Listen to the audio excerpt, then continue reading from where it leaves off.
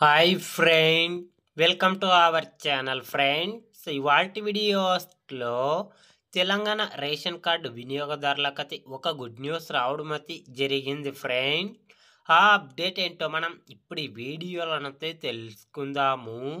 మీరు ఈ వీడియోని ఎక్కడ స్కిప్ చేయకున్నట్ల చివరి వరకు చూడండి ఫ్రెండ్. అప్పుడైతే నేను చెప్పేది మీకు అర్థమవుతుంది.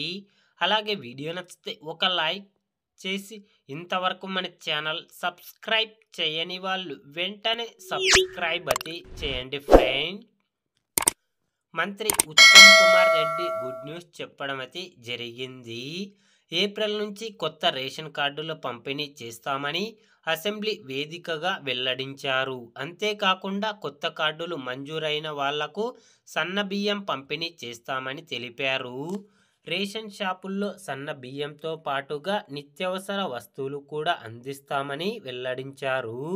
2025 మార్చి 30వ తేదీన సీఎం రేవంత్ రెడ్డి హుజరానగర్లో సన్న బియ్యం పంపిణీ కార్యక్రమాన్ని ప్రారంభిస్తామని ఈ సందర్భంగా వెల్లడించారు. ఎమ్మెల్యేలు కూడా తమ నియోజకవర్గాల్లో సన్న బియ్యం కార్యక్రమం ప్రారంభించాలని చెప్పడం అయితే జరిగింది ఫ్రెండ్స్. కాబట్టి ఏప్రిల్ నెలలో కొత్తగా ఎవరైతే రేషన్ కార్డుకి అప్లై చేసుకున్నారో వారందరికీ ఏప్రిల్ నెలలో కొత్త రేషన్ కార్డులు మంజూరు చేయడం అయితే జరుగుతుంది.